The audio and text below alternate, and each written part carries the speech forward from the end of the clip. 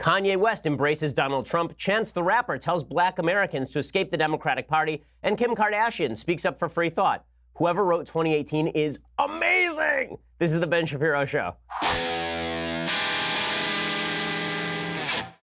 Okay, it just keeps getting better and better. I mean, folks, the guest appearances, the special episodes, the moving moments. Could you have asked for more when you elected this reality TV show? Could you? I could not have. It is just unbelievable. We're going to get to all of the Kanye-related mania that has been happening around the world and what it means and why it's glorious. If I seem a little giddy this morning, that's because the world broke last night. I mean, obviously, we're now living in a parallel universe in which dogs live with cats and giant marshmallow men run through New York City. Something has happened. Something magical has happened. We'll discuss all of it in just a second. First, I want to say thanks to our sponsors over at Movement. So, spring is right around the corner, and Movement is dropping all new sunglasses to get you ready for warmer weather. Okay, at our house, we have the Movement sunglasses. I have Movement sunglasses. I wear them. My wife has Movement sunglasses. They are really top notch. The problem normally with sunglasses is you either get a cheap pair that looks absolutely terrible, or you get a $200 pair and then you break it or you lose it. Okay, so this is why you need the sunglasses from Movement. Okay, yeah, they're the watch guys, but they figured that you needed sunglasses too, so they decided to make quality, trendy sunglasses at a fair price. They're not plastic, they are acetate, and you can get them polarized. They start at just $70. These are my go-to shades. Okay, they really are amazing. I didn't even like wearing sunglasses generally, but these things make me look cool. I know it's a difficult task, but somehow Movement makes it happen. These are high-quality premium acetate frames, no cheap plastic. Again, you have to see them. Get 15% off today with free shipping and free returns by going to mvmt.com/Shapiro. That's mvmt.com/Shapiro. Again, these are the folks who make the best watches on planet Earth. I love their watches, right? I've got one on right now, as I always do. And now I wear their sunglasses as well. There's a reason for that. mvmt.com/Shapiro. mvmt.com/Shapiro. You get 15% off today. Go get some of their sunglasses. They're really great. mvmt.com/Shapiro and join the movement. All right, so what's going on? I don't know. You tell me.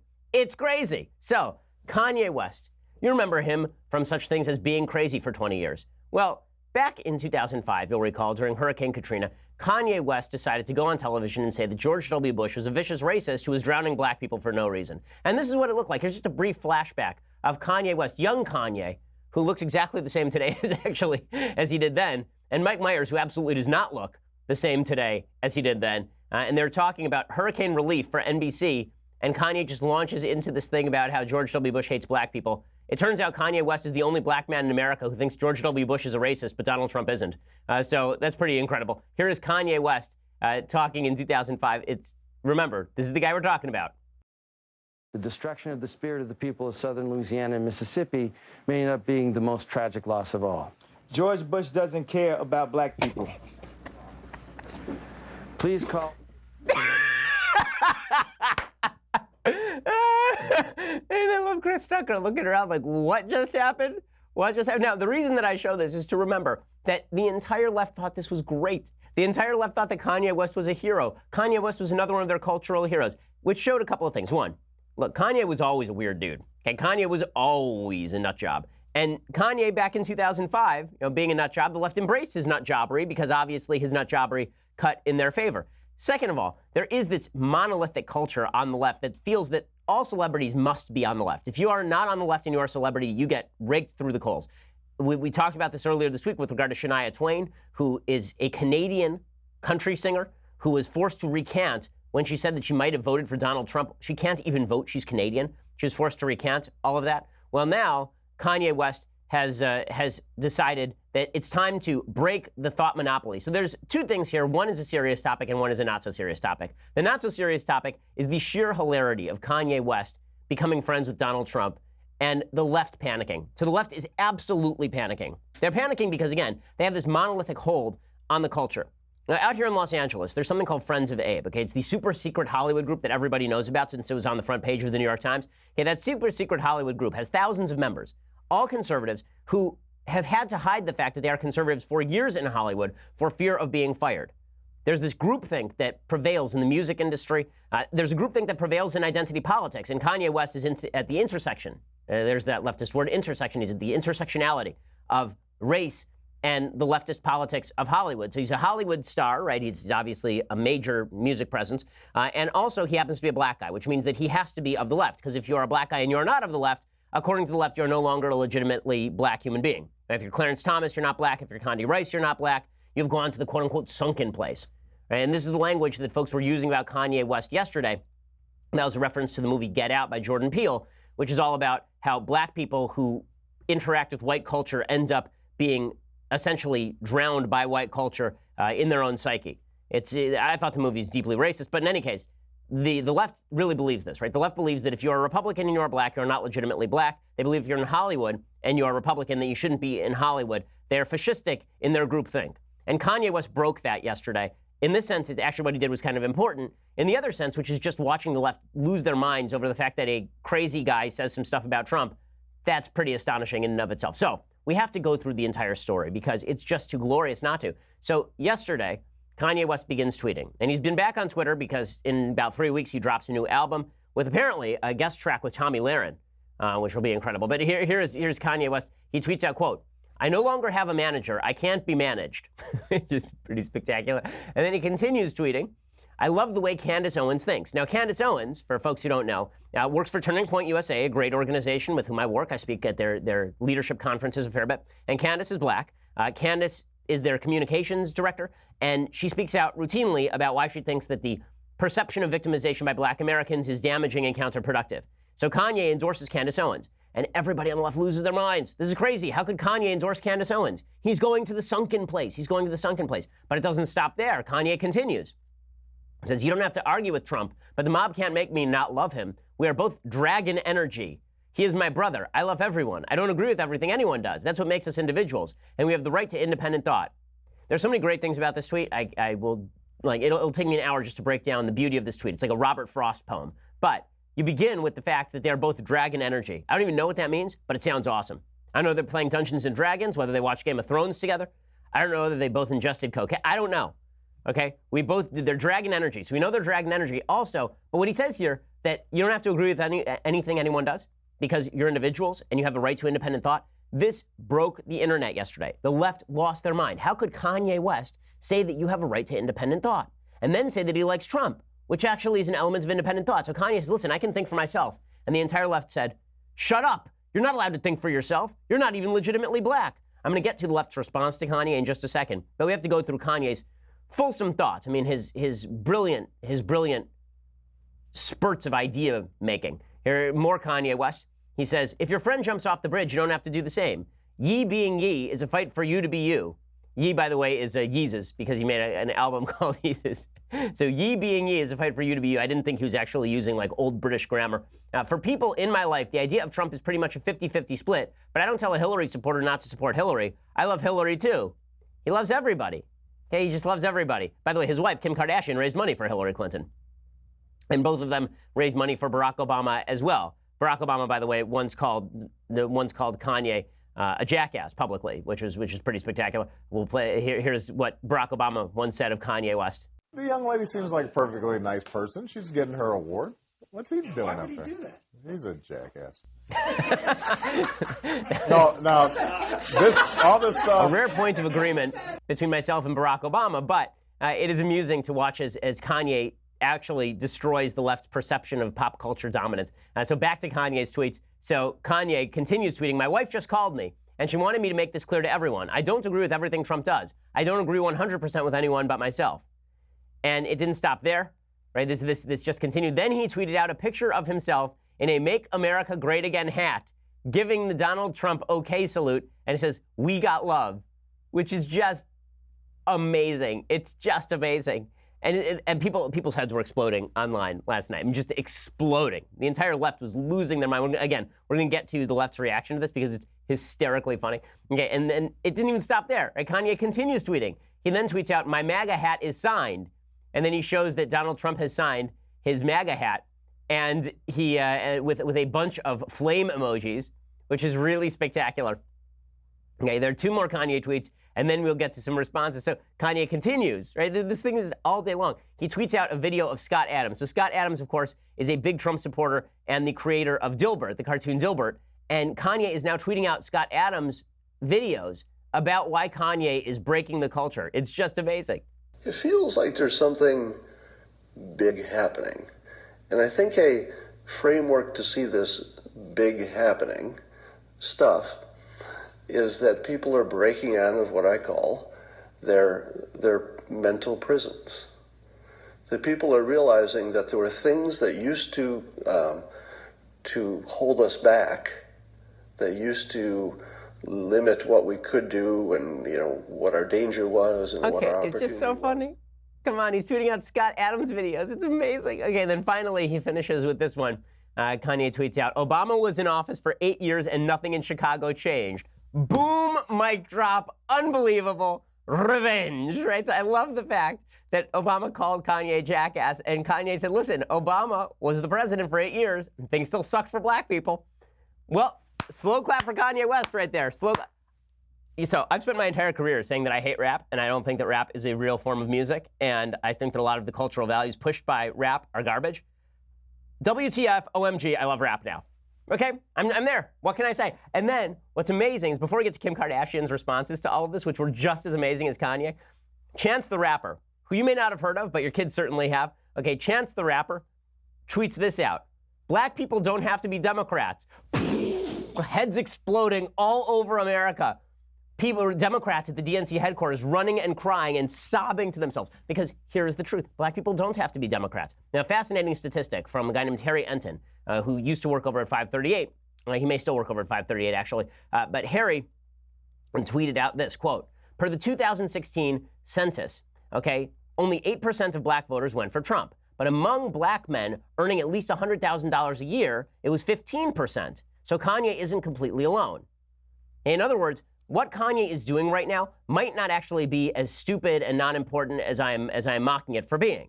And in just a second, I'm going to explain why it might actually be important, and then we'll get to Kim Kardashian's response and Trump's response because it's just fantastic. First, I want to say thanks to our sponsors over at the USCCA. All right, so your time is almost up on this one. How would you like to hit the range tomorrow with a brand new gun? The USCCA wants to give you a free gun right now. You're a law-abiding citizen. You ought to be able to defend yourself. They want to make it possible for you to do so. They're giving away a different gun every single day this month, but all of this ends on Monday, so you are almost out of time. Just go to defendmyfamilynow1.com to get entered right now. You can get up to 17 chances to win your gun every day. It could be 17 Kimbers, 17 Glocks, maybe even that new Sig Sauer. They are all gone on Monday. All you have to do is go to defendmyfamilynow1.com to reveal the gun you could take home today, and it is totally free, but again, there's not a lot of time. The gun of the day always disappears at midnight. It all ends Monday. Again, hurry. This is your last chance. DefendMyFamilyNow1.com to get entered to win your free gun right now. That's DefendMyFamilyNow1.com. The reason you should go over there, besides the ability to win a free gun, which is pretty awesome, is the USCCA has all sorts of other services they offer to gun owners, from informational classes to insurance, to defense insurance. Go check them out. They're really good people. We are always honored to work with them. DefendMyFamilyNow1.com. DefendMyFamilyNow1.com. And again, you can get entered to win your free gun right now, but time is running out. DefendMyFamilyNow1.com. Go and check it out. All right, so the reason that Kanye's tweet storm might actually matter, the reason that Chance the Rapper saying this might actually matter, is because if Republicans were able to win 15% of the black vote, again, black people who made over $100,000 a year in the year before the election, 15% of them voted for Trump. If Republicans won 15% of the black vote, they would never lose another election. Really, they would never lose an election in the United States again. Okay, the fact that the Democrats have been winning elections for so long is almost entirely dependent on the solidarity of the black vote that goes 90% to Democratic candidates. And there's something happening. I think there is a ground shift that is beginning to happen. There's something called preference falsification. Okay, it's a term that was put forth by a social scientist named Timur Kuran in his book, Private Truth, Public Lies. This was pointed out to me yesterday by Eric Weinstein, who's one of the most brilliant people in American public life, MIT PhD in astrophysics, I believe. I mean, he's a pretty amazing guy. But he pointed out this idea, preference falsification. So preference falsification is this idea that the stuff you say publicly is very much peer approved, that what you feel privately may not be the stuff that you say publicly. That if you may back Trump, but you're not going to say to a pollster that you back Trump, in other words. And what happens is that as soon as a crack in the wall appears, as soon as somebody says, well, my secret preference is actually my public preference, and your secret preference is also the same as their secret preference, you might say, well, now the door is open. Now I can say what I really feel. And there is this feeling among a lot of conservatives that perhaps there are going to be a lot more minority folks who say, listen, I don't want to be boxed into this idea that because I'm black or because I'm Hispanic or because I'm Asian or gay or a woman, that I have to vote Democrat. You know, I'm an independent person with independent thoughts. And if Kanye can say it, hell, I mean, if Kanye can say it, then why can't I say that?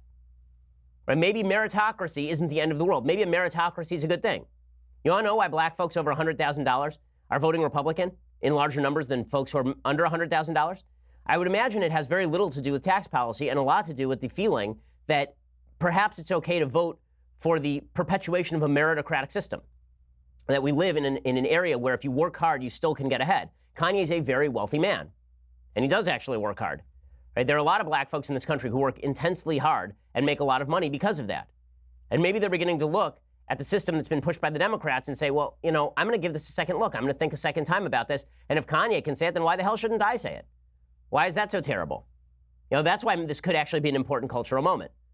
Because that, and also because the left's stranglehold on culture, maybe that's beginning to loosen a little bit. Maybe cultural figures are beginning to realize, hey, why exactly do we have to be monolithically Democrat? Why can't we actually have a different set of thoughts once in a while? Okay, so all of this results in reaction from a bunch of different people. We begin with the reaction from Kim Kardashian. So Kim has a choice, right? Kim Kardashian is, of course, Kanye West's wife. And she has a choice. Either she can say, oh, God, Kanye's at it again. Shut up, dear. Or she can defend him. And Kim Kardashian comes out and defends him. So I love that our cultural heroes are now Kim Kardashian. Let me make one thing clear from the outset here. I don't think Kim Kardashian is a cultural hero. I think she's done a lot to make our culture more degraded. I don't think Kanye West is a cultural hero. I think he's done a lot to make our culture more degraded. But the fact that they are fighting back against the hegemony of a fascistic thought policing from the left, that is a good thing. I don't have to like their work to understand what they're doing is actually not a bad thing and has some cultural impact and importance. Kim Kardashian says, to the media trying to demonize my husband, let me just say this. Your commentary on Kanye being erratic and his tweets being disturbing is actually scary.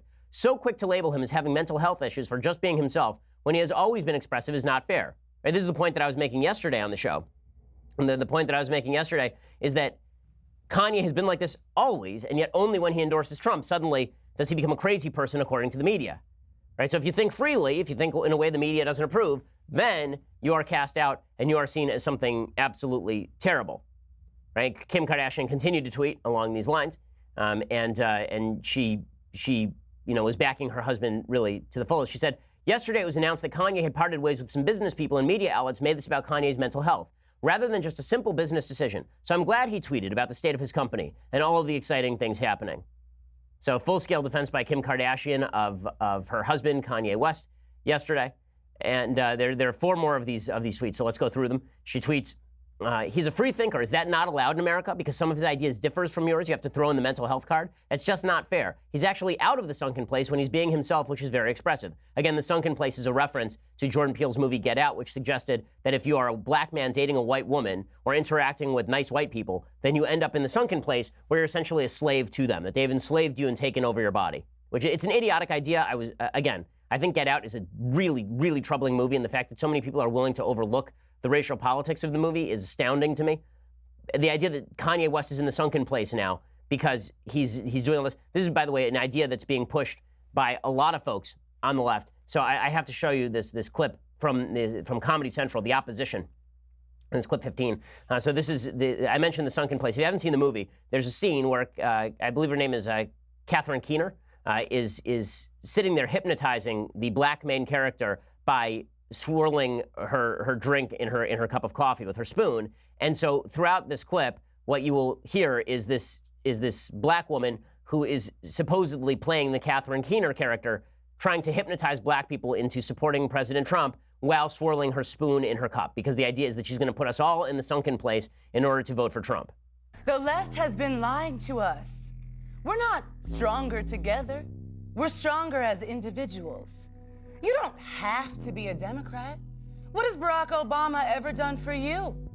I mean, for you personally. Has Barack Obama ever helped you move? Did he give you a ride to the airport? Nicole, why are you stirring your tea so weird? Don't worry, Jordan. It's not for you. All that matters is... We got Kanye! We got Kanye! Okay, so again, so this idea is that Kanye was somehow put into the sunken place by all of the evil white people and black Republicans. Okay, this is so condescending I can't even tell you. It's insanely condescending. Yeah, I think that black people, just like white people, just like all people, are capable of free thinking.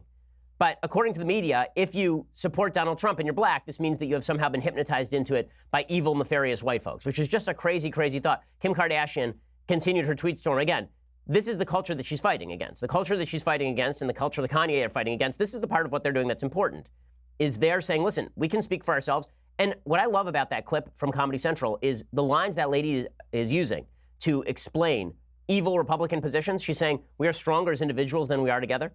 Well, we are, because it's an individualistic society, okay? And the idea that as a collective, being members of a collective is the most important thing is just silly. Anyway, let's finish up these Kim Kardashian tweets real quick. So Kim Kardashian finishes tweeting. She says, now when he spoke out about Trump, most people, including myself, have very different feelings and opinions about this. But this is his opinion. I believe in people being able to have their own opinions, even if really different from mine. He never said he agrees with his politics. And then she finished up, Kanye will never run in the race of popular opinion, and we know that, and that's why I love him and respect him. And in a few years, when someone else says the exact same thing, but they aren't labeled the way he is, you will all praise them. Kanye is years ahead of his time. Again, this stuff is actually kind of important. So stupid as I think pop culture often is, this is actually kind of important stuff. Now, I'll show you President Trump's reaction to this in just a second. First, I want to say thanks to our sponsors over at Bull and Branch. So, if you had trouble sleeping last night because you were so excited about Kanye West endorsing President Trump, then perhaps let me recommend Bull and Branch sheets, okay? The real reason you couldn't sleep last night is because you're sleeping on crappy sheets. The reality is you spend very little time thinking about your sheets, you spend very little money on your sheets, and if you do think about your sheets, you're thinking, what's the thread count? Do you even know what thread count means? I don't. I have no idea what it means. But you went by a gas station one time and they said they were selling 1,000 thread count sheets, and you thought those will be great, and then you get home and it's actually just a plastic tarp. Well, you no longer have to do that. This is what Bull and Branch is for. Bull and Branch makes everything from bedding to blankets, and it is made from pure 100% organic cotton. It starts out super soft. It gets even softer over time. You buy directly from them, so you're essentially paying wholesale prices. Luxury sheets can cost up to $1,000 in the store. Bull and Branch sheets are only a couple of $100. That's not expensive for nice sheets, and you're sleeping on these every night, so it is well worth it. We actually threw out a bunch of our sheets after getting Bull and Branch because they are that good. Shipping is free. You can try them for free for 30 nights. You can try them for 30 nights, and if you don't like them, then you send them back, obviously. If you don't love them, send them back for a refund, but you're not going to want to send them back. To get you started right now, my listeners get $50 off your first set of sheets at bullandbranch.com, promo code Ben. That's bullandbranch.com today for $50 off your first set of sheets, BOLL and branch.com, promo code Ben, bullandbranch.com, promo code Ben. Get $50 off your first set of sheets. That also lets them know that we sent you as well. Okay, so Kim Kardashian and Kanye West speaking up on behalf of free thought, which is great, okay?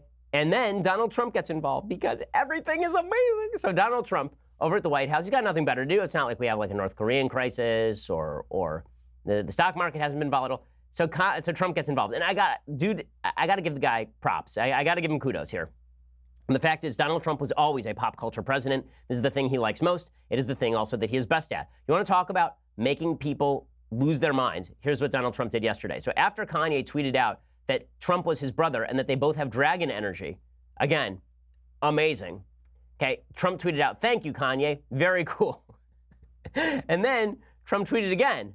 He tweeted MAGA, right after Kanye tweeted out a picture of his hat sign. He tweeted out MAGA, which is just awesome sauce. So well done, President Trump. So again, everyone is very confused, and the confusion yesterday was palpable and hilarious. So Shep Smith, reporting on this for Fox News, obviously has no idea what's going on, and it is so funny. The couple of first families all getting together here. It's Kanye, Yeezy, and Kim. My guess is Kris Jenner gave a call. We don't have this, but you got to figure Kris Jenner gave a call. Don't you figure? Because this is getting up there now. Kanye's back, and Kris is involved, and Kim's in there. Now POTUS has tweeted. We'll see what happens. And everyone in the world has the same reaction that Shep Smith is having yesterday on Twitter. And as I tweeted yesterday, everything is so stupid and wonderful at the same time. It's like life just became a corgi. It's incredible. So Sarah Huckabee Sanders was asked at the White House about Kanye West, which is just unbelievably great. And here is Sarah Huckabee being asked again at the White House, the seat of government for the free world, about Kanye West, a guy who's sometimes rhymes words, and his support for President Trump. Here we go. Rap superstar Kanye West has been in the news lately for supporting the president and expressing his admiration for the president. Covering all range of topics today. Right. I'm curious whether the president has reached out to Kanye West and whether he'd be willing to meet with him at the White House. I don't know of any conversation that they've had over the last week or so. I'll keep you posted if that changes anytime. Matthew? Okay, so let me just say this. I would not be surprised to see Kim and Kanye at the White House in the near future. I just would not be surprised if that is something that happens, because how could it not, okay? We ended this particular episode of Trump Season 3 on a cliffhanger. Will they go to the White House? We got to fulfill that cliffhanger. It's just incredible. So the best part of all of this by far has been the reaction of the left. So the left cannot believe this. The left cannot believe that Kanye would step off the reservation, as Hillary Clinton once said, step off the thought plantation. Okay, they just can't believe it. How possibly could Kanye West be talking in terms that people on the left don't like? It's just crazy. So there are a couple of editorials. I read you one yesterday about how Kanye West is now the darling of the alt-right. Now David Swerdlick is writing for the Washington Post, quote, Kanye West fell for the worst black Republican sales pitch there is. Here's why. And this is what he said. The best black Republican sales pitch I ever heard was from Niger Innis, then the spokesman for the Congress of Racial Equality, or CORE, the civil rights era organization led by his father, Roy Innis. The GOP is not for rich people, he said during our conversation at the 2011 CPAC. It's for people who want to be rich. There are, of course, many working-class Republicans and many rich black Democrats, but it's a clever way to make a point. Striving black Americans ought to reconsider what the GOP has to offer. The worst black Republican sales pitch is the one Kanye West just fell for. Turning Point USA spokeswoman Candace Owens is one-woman revival of the trope that black Americans are slaves on the Democratic Party plantation. It's shop-worn, defies logic, and mainly highlights the shallow politics of those who subscribe to it. So then they go through a bunch of Republicans who have said that there's this thought plantation for Democrats where they have been inculcated to believe in a nation of victimization. Okay, well, listen, again, black people can think for themselves, but it is also true the Democratic Party has been pushing this message of victimization to every minority group that it can find, not just black folks, and a lot of people have been buying into it because it is flattering. It's flattering to believe that if there's a level of lack of success in a particular community, any community, that's because of victimization at the hands of somebody greater. You know, Trump does the same thing with working class white folks in the Rust Belt. But again, the left can't deal with this. So again, it must be that I love that the argument of this piece is that black people have not been duped by the Democratic Party. Kanye West has been duped by Republicans. You can't have it both ways. Either everybody is capable of thinking for themselves, in which case give them credit, or people are being duped on all sides. So here's what Candace Owens said last week that sort of got Kanye's attention. Quote, victim mentality is not cool. I don't know why people like being oppressed. We're oppressed. 400 years of slavery, Jim Crow. By the way, none of you guys lived through that. Your grandparents did, and it's embarrassing that you utilize their history. You're not living through anything right now. Okay, and then Kanye West said, well, that's kind of true. And then Kanye West said, the truth is the numbers are in, okay? Police brutality is not an issue that is facing the black community whatsoever. Okay, and there's some truth to this also. Police violence, shooting of black men is not disproportionate to the amount of crime that's occurring in the black community. And the level of police violence against black folks is largely explainable by the fact that police are largely policing black communities where there are high levels of crime. It has been true throughout American history. Whenever there are disproportionate levels of violence against any particular community in the United States that are not explicitly based on racism, it's largely because there's a lot of crime in that community and the police are in that community a lot. In any case, the Washington Post can't believe it. They just can't believe it. It's just terrible. And so this must be that Kanye has fallen into the sunken place. They're not the only people saying this. Over at The Root, Damon Young writes, Kanye West doesn't care about black people. So it's amazing. Back in 2005, when he was saying black people were victimized by George W. Bush, Kanye West cared deeply about black people. But now that Kanye West doesn't seem like a Democrat anymore, then all of a sudden, Kanye West doesn't care about black people at all. So here's what this guy writes over at The Root, which I believe is a black-oriented website. He says, last year, Panama Jackson, a man who in the 14 years that we've known each other has become one of my friends, published a piece about his mother's support of Donald Trump and revealed how that ruined his relationship with her. Deciding to write this was very difficult for him. We had countless email, text, G-chat, and phone conversations about how his mother's politics affected him as he wrestled with whether to put these thoughts in print. And he said that I do not know if Kanye West is aware of the anger and the fury and the disgust and the terror that slogan, MAGA, along with the shirts and hats and bumper stickers its plasters on induces. I also do not know, as some have suggested, whether this is an elaborate publicity stunt or troll. I do know, however, that I don't give an F. Intent doesn't matter as much as action and effect. Kanye's recent actions have shown in clear and unambiguous fashion that he doesn't care about black people. I'm going to continue reading from this piece. Again, the left has, they're gone. I mean, you cut against their identity politics, and they cannot control themselves. Okay, so I'm going to explain a little bit more about that in just a second. First, I want to say thanks to our sponsors over at Chamonix. So you could have surgery to look younger. There are a lot of people in the United States doing that right now, but there's no reason that you have to do that. Joanne from Connecticut says, my husband looks 10 years younger using Genucel. He saw results the first day he used it. I've also had remarkable results. Can't be without it. So bags and puffiness under your eyes, okay, that can be gone. You can watch those saggy, drooping eyelids disappear. That is years off your appearance. It does work. My wife uses Genucel from Chamonix. My mom steals it and uses Genucel from Chamonix. It is that good. Not only that, with its immediate effects, you will see results like Joanne's in as little as 12 hours or your money back guaranteed. So that's pretty easy pitch right there. And from now until Mother's Day, you can order Genucel and you can try Chamonix's brand new Genucel Eyelid Lift for droopy, sagging eyelids absolutely free right now. Chamonix will also include a free surprise luxury gift also just for Mother's Day, so it's a pretty good Mother's Day gift. Go to Genucel.com, that's Genucel.com, and select my name, Ben Shapiro, at checkout, or call 800-663-2904. That's 800-663-2904. If you call now, express shipping is also free. 800-663-2904. That's 800-663-2904. Or visit Genucel.com. That's Genucel.com. Again, their product is just terrific. And if it doesn't work for you, then you have a money-back guarantee. So I think that's pretty easily worth the risk. So go check that out. Okay, so I want to talk some more about the left's disproportionate response to Kanye West, what it shows about their belief in pop culture, what it shows about their belief in race in just a second. First, you're going to have to go over to dailywire.com and subscribe. For $9.99 a month, you get the rest of this show live. You get the rest of the Andrew Klavan show live, the rest of the Michael Knowles show live, and you get to be part of the mailbag. Okay, so here we are, the mailbag. Tomorrow, send your stuff in. Get your questions in, but only if you subscribe. So go subscribe, get the annual subscription, and you get this, the very greatest in beverage vessels, the leftist tears, hot or cold tumbler. You will enjoy it. You will love it. You'll be able to show it off to your friends. It is full to the brim today over Kanye West. I mean, this leftist tear tumbler, we actually had to pour out some of the leftist tears just in order for this to be able to sit safely on the desk next to my computer. You can get your own tumbler when you get the $99 annual subscription. If you just want to listen later, go over to iTunes, SoundCloud, YouTube. Please subscribe. Please leave us a review. It always helps. We are the largest, fastest growing conservative podcast in the nation. So again, this writer from The Root, he says that Kanye doesn't care about black people. He says black people who have supported him and amplified him and even shielded him from and defended him against the type of people he's aligning himself with. Black people who watched him grow from the person with the name we didn't quite know how to pronounce, who kept getting production credits on Jay-Z and Cameron tracks, to arguably the most important person in hip-hop, black people who made him. Black people like Panama, who again ended a relationship with his own mother because of what her support of the man whom Kanye just called one of his favorite people represents. First of all, if you ended a relationship with your mom because your mom voted for Trump, there's something wrong with you.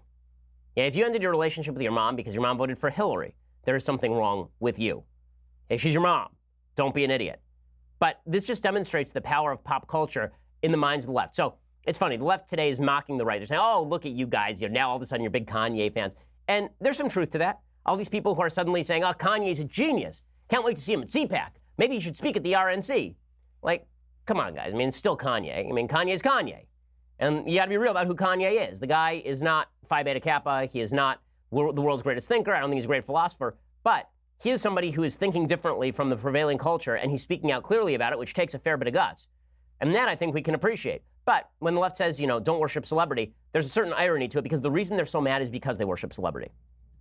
The left has assumed repeatedly, over and over and over, that everyone in pop culture is their supporter, and they've relied heavily on pop culture in order to push their politics.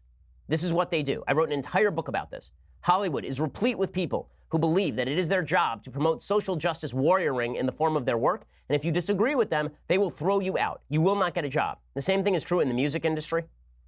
And when somebody speaks out, they cannot stand it. They cannot abide it. And the same thing is true in terms of racial politics. So we've now heard that Kanye isn't a real black person. He doesn't care about black people anymore, because Kanye, as a black man, thinks differently than you. Kanye, as a black man, thinks maybe Donald Trump isn't the worst person in the world. Now listen, I may not think Kanye is a great thinker. I may not agree with his assessment of Trump personally.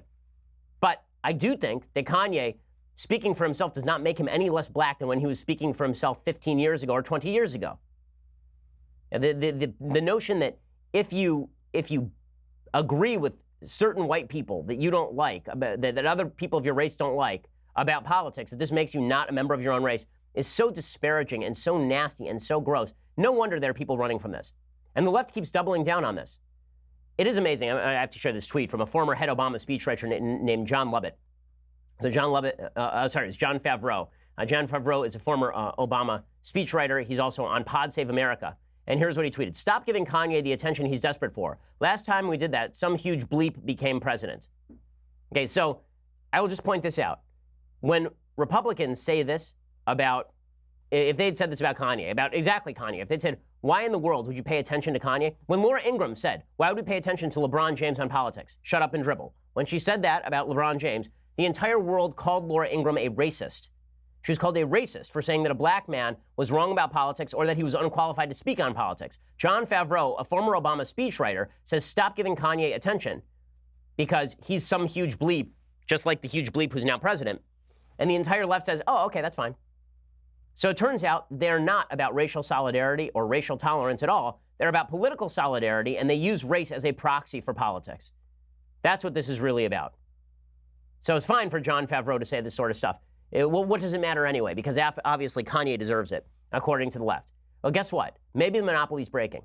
Maybe people are just getting sick of all of this. Maybe people are tired of it. The left has become so overreaching in its attempt to control people's minds, in its attempts to control our culture, that the reaction is going to be strong. There will be a backlash, and I think they've gone too far. I mean, how strong has the left's overreach gotten? Not only did they shellac Shania Twain for the temerity of saying that she might have voted for Trump, now Hank Azaria, who's the voice of Homer Simpson on The Simpsons, he's come out and he says he's no longer going to voice the character of Apu, the Indian 7-Eleven owner, right, the Quickie Mart owner, because Apu is an Indian stereotype. Okay, this is so idiotic. Apu is one of the best characters on The Simpsons. The entire show is a series of stereotypes. Have you not seen it?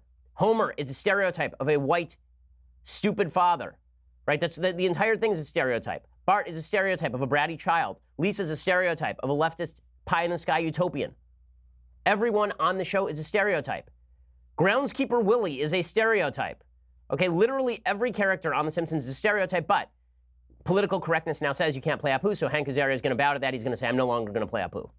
And I think the most important thing is we have to listen to South Asian people, Indian people in this country, when they talk about what they feel and how they think about this character and what their American experience of it has been. And as you know, in television terms, listening to voices means inclusion in the writer's room. I really want to see Indian, South Asian writers in the room, not in a token way, but genuinely informing whatever new direction this character may take, including how it is voiced or not voiced. You know, I'm perfectly willing and happy to step aside or help transition it into something new. I really hope that's what The Simpsons does, and it not only makes sense, but it just feels like the right thing to do. Okay, there are a lot of people in America who react to this not by clapping for Hank Azaria, but going, what the hell? Like, what the hell? And we're now at the point in pop culture where we can't even make jokes about people who run the Quickie Mart, right? Every stereotype has appeared on that show. Same thing in Family Guy. I mean, Family Guy has some of the worst Jewish stereotypes on planet Earth, and nobody seems all that bothered by that kind of stuff. You know, everybody needs to lighten up. Everybody needs to think of each other as an individual, and everybody needs to recognize that pop culture does not need to be dominated by one ideology at all times. And also, racial politics should not supplant individual politics. But the left believes, again, in intersectionality. They believe group politics always overrules individual politics. That's a really nasty belief, and a lot of people are going to buck that. A lot of people are going to start thinking, hey, maybe I'm an individual, and maybe I ought not be treated as a part of a group. The more that happens, the more the Democrats are really in serious trouble. I think that's what they know, and that's why they're angry about Kanye West. Okay, it's a lot of time that we spent on Kanye West. Now I want to turn to some actual serious politics. So there's some breaking news on Michael Cohen and President Trump and the investigations into them. So Michael Cohen has now pled the fifth in the Stormy Daniels case. So you'll recall that Cohen admitted to making a payment of about $130,000 to porn star Stormy Daniels in exchange for her shutting up about an affair that she had with Donald Trump.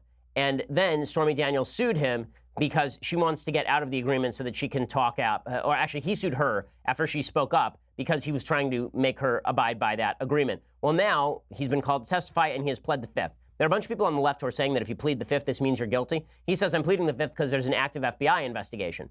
Well, this makes a fair bit of legal sense. You would have to plead the fifth because anything he uses in court here can be used against him by the FBI. So even if he just slips up, even if he misspeaks, that stuff can now be used as the predicate for an investigation by the FBI.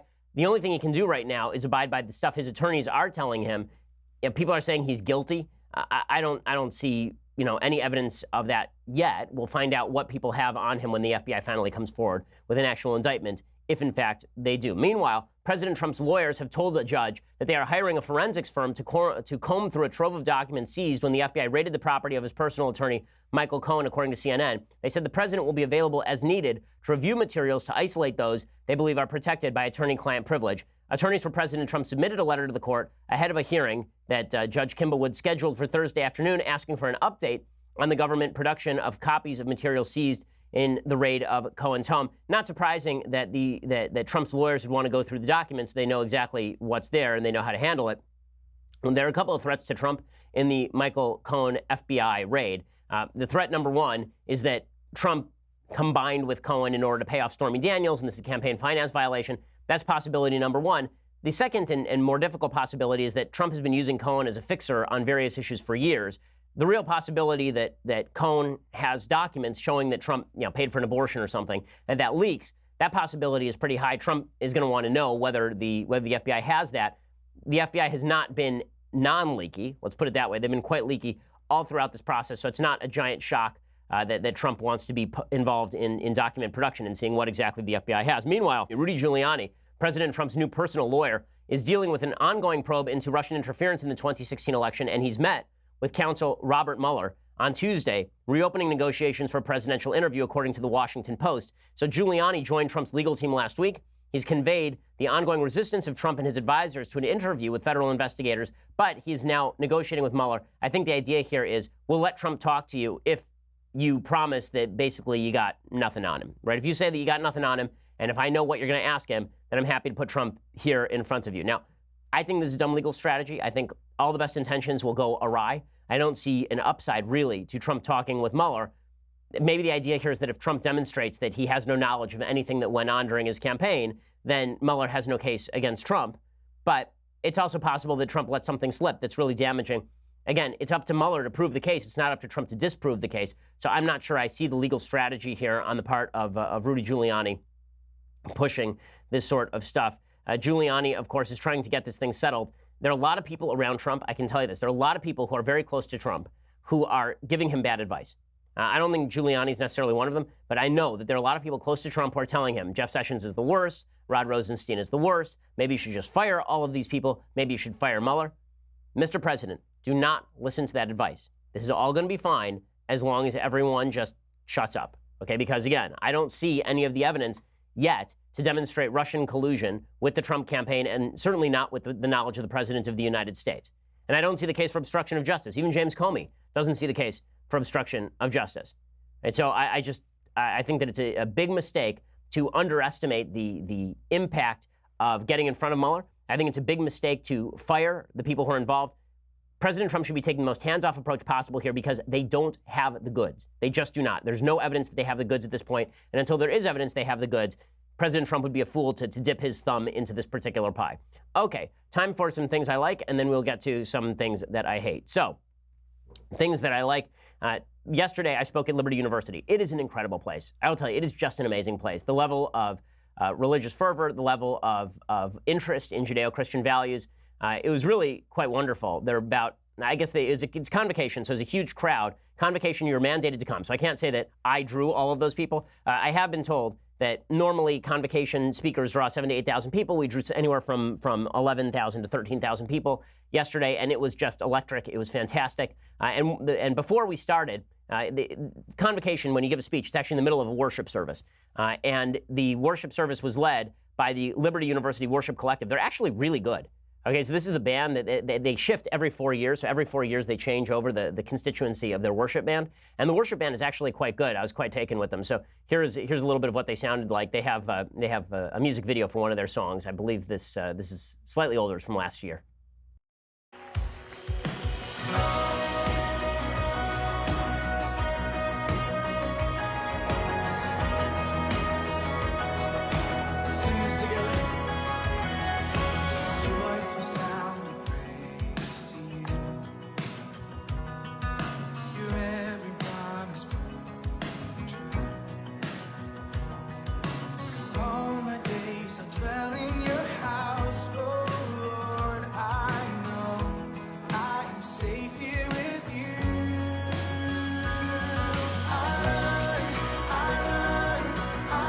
It was really a cool thing, and there's an amazing moment, actually. During my speech, I talked a little bit about abortion, actually a fair bit about abortion, and I talked about the movement on the left to abort children with Down syndrome.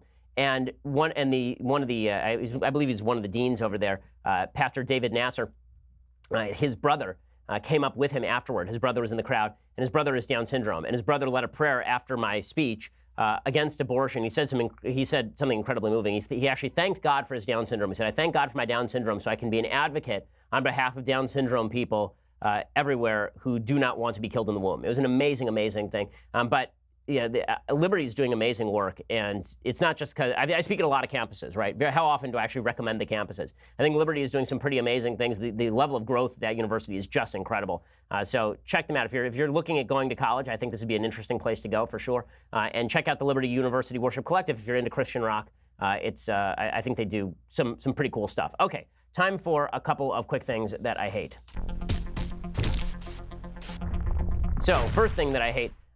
It is pretty incredible how Hillary Clinton was able to get away with the fact that she was so closely associated with Harvey Weinstein. It had very little impact on her during the election cycle, and she has not really been raked over the coals for her association with Weinstein since. Ronan Farrow, who just won a Pulitzer Prize for his investigation into Harvey Weinstein, he's written a new book now, and he actually says that Hillary tried to cancel an interview because he was writing about Harvey Weinstein, which is a pretty incredible thing. Had scheduled an interview while I was at the height of the Weinstein reporting, and her folks got in touch and said, "We hear you're working on a big story," sounded very concerned, and tried to cancel that interview. Over the Weinstein stuff? Over the Weinstein stuff. Oh, I'm surprised at that. You also write about something that...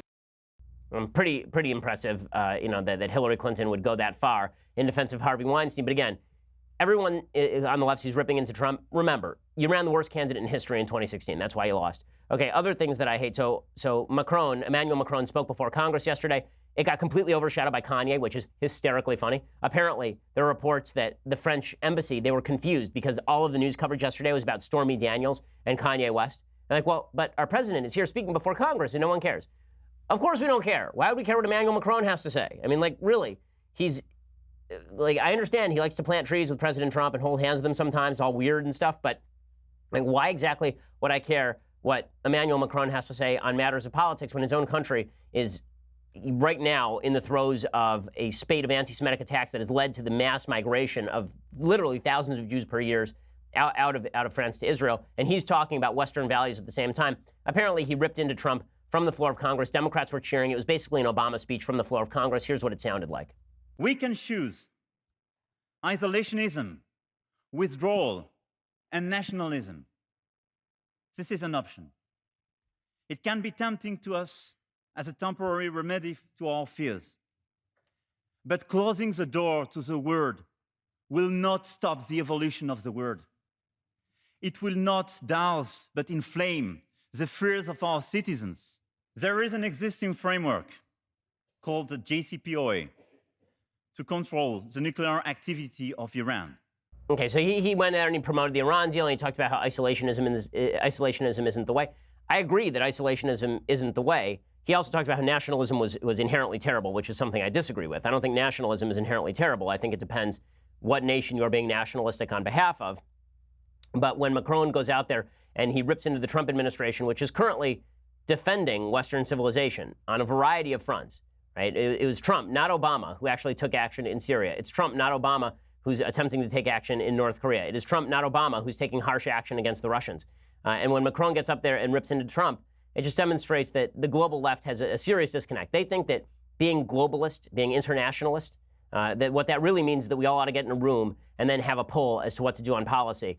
Trump believes that, and I think that he's been made to believe, at least by the folks around him, like John Bolton and company, that being a true nationalist means protecting America's interests, which means being muscular on the world stage, and pursuing America's interests also means sometimes going it alone, which obviously is eminently correct. Okay, final thing that I hate today. So all the late night hosts last night decided to go after Kanye, of course, because if Kanye had tweeted in favor of President Obama or had tweeted against Trump, then he'd be a hero. If Colin Kaepernick kneels for the national anthem, he's a hero. But if Kanye tweets that he likes President Trump, end of world. So you want to see the solidarity of Hollywood. You want to see the universality of Hollywood and the monolithic nature of Hollywood. Look at these late night hosts going after Kanye. But right now, my Twitter feed is just tweets from Donald Trump and Kanye West. Kanye is getting kind of political. He tweeted, "My MAGA hat is signed," followed by 30 fire emojis. Now, that is fitting, because that is how many times I would set that hat on fire. We have the right to independent thought, and I independently think that Kanye has lost his mind. Like, I don't even know what happened here. I think Kanye West just realized he's too rich to not be Republican. I don't even know what it is. You know what's crazy is that Kanye is the same guy who said George Bush hates black people. That's what he said. He said George Bush doesn't care about black people, but he's the same guy who loves Trump. Like, when George Bush sees this on Twitter, he's gonna be like, what the f***? I know I was a bad president, but this guy's friends with Nazis. Okay, so a couple of things to point out here. First of all, I love Trevor Noah saying that Kanye became too rich to be a Democrat. How much money does Trevor Noah make again? It seems to me Trevor Noah is probably a pretty rich dude. Okay, second thing, I love that Stephen Colbert is saying that Kanye gets political, and then he says that he would set the Donald Trump hat on fire. So only Kanye has been political, not Stephen Colbert. Again, you're allowed to be political in Hollywood, but only on one side of the aisle. Okay, we'll be back here tomorrow with all of the latest insanity that is sure to break out today. I'm Ben Shapiro. This is The Ben Shapiro Show. The Ben Shapiro Show is produced by Mathis Glover, executive producer Jeremy Boring, senior producer Jonathan Hay. Our technical producer is Austin Stevens, edited by Alex Zingaro. Audio is mixed by Mike Coromina. Hair and makeup is by Jesua Alvera. The Ben Shapiro Show is a Daily Wire Forward Publishing production. Copyright Forward Publishing 2018.